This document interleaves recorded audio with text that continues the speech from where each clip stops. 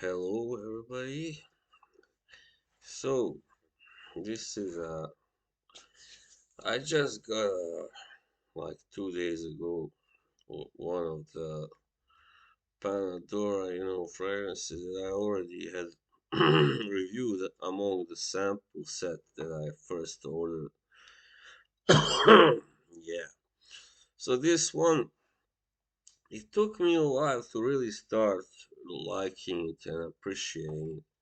Because it is a little, despite being a freshie, it's but first take a look at this gorgeous box, really beautiful. So it is, despite being a freshie, as I said, it is still an aromatic also fragrance because it's not just a simple citrus and all that, freshie kind of type fragrance, but it's also kind of, yeah. uh, One that you have to like. I mean, you have to be a fan of that type of freshies anyway. And Pana Dora does not make any kind of simple uh, kind of fragrances. So even their own, I think so far only for fresh one that they have made is also slightly more complicated than than the normal how you say it, the normal type freshies, So this is Aqua de Dora. I'm speaking about people. Yes, it says exclusive perfume here. So why Dora? Of course, it's not to Pana Dora, of course, in the name. And yeah, well, I mean, this is inspired according to their website. How this came about. The perfumer, I know Ibrahim is his first name is the last name is something beginning with a Z anyway. But I forgot it right now. Anyway, he was vacationing on the Swedish island of Öland. So it was in 2020 actually, and there he was inspired by that aquatic air and everything. I mean the trees, and he was so you know I guess delighted by the whole kind of sense, yeah, and the feeling of that island. So he decided to make a scent that resembles the smell of Irland, right? And for those of you who don't know, Irland simply means an island land in Swedish. So yeah. All right. So the breakdown. Um. Yes. Just a second. Yeah. By the way, just saw his full name is Ibrahim Al Zwabi. Right. Well, you got top notes, which are grapefruit, lemon zest, and ambroxan. Yeah. So it's the more or less typical freshie top notes. I mean, in order to make a fresh one, fresh fragrance, you must use certain amount of citrus fruits. All right. Middle notes you got. This is very interesting. This is where it gets interesting. Fig and chestnut, and you feel them both definitely. And base notes are just cashmere and sandalwood. Yes. So yeah, there's a little kind of passage about the island of Finland itself. Well, what does this smell like? Um, it smells like some kind of.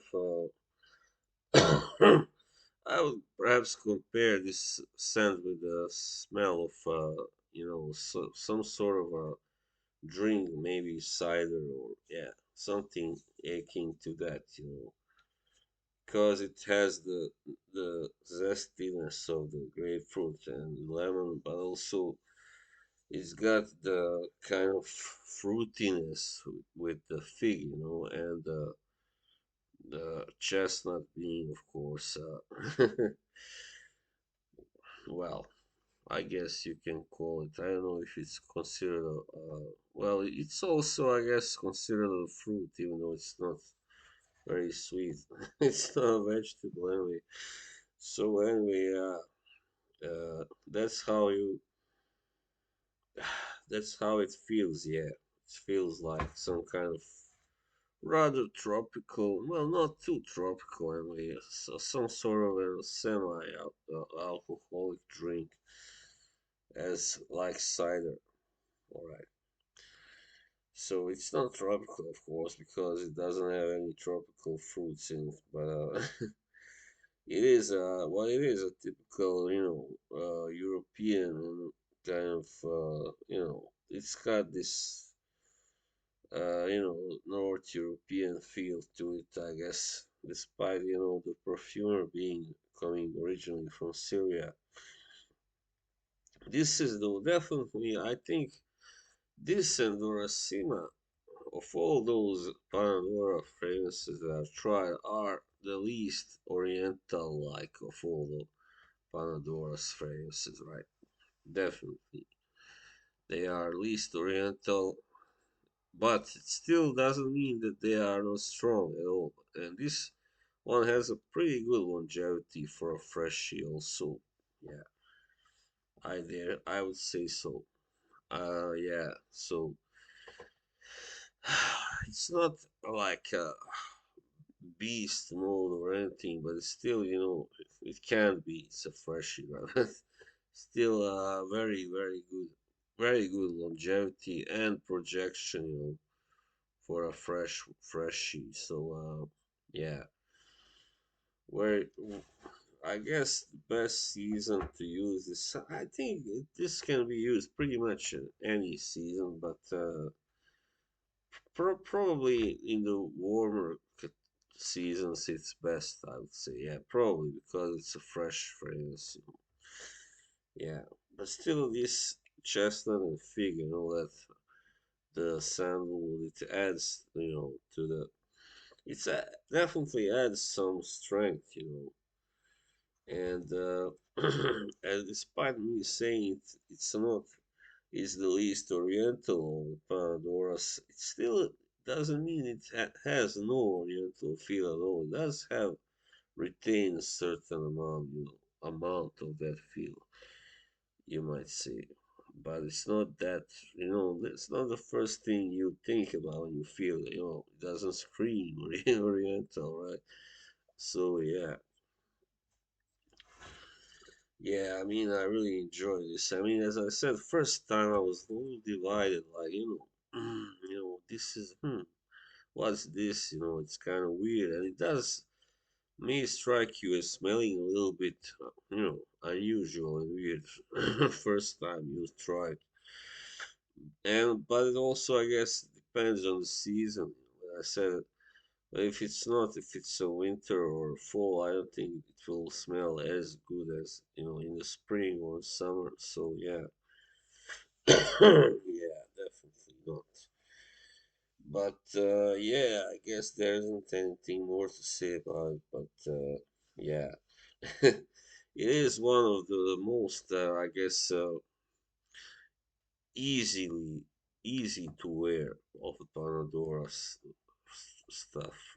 Yeah, because most many others are quite strong. Many others of their offerings are strong and kind of opulent. Yeah, high oil concentration. Also very unisex. This is well, I don't know how they class this, but I would say it is more of a masculine. Yeah, it says it's for men. Yeah, right. It's more definitely more masculine than Dorosima, which I also own in a full bottle. Yeah. I mean, Doracina is just a sweet floral scent, and of course, it's such scents it cannot be too masculine, of course. But this is not about sweetness. This is about freshness and really, really nice aroma. Yeah. So there you go. That will be my review of Aqua de Dora by Pana Dora. All right. See you. Thank you for watching. Bye.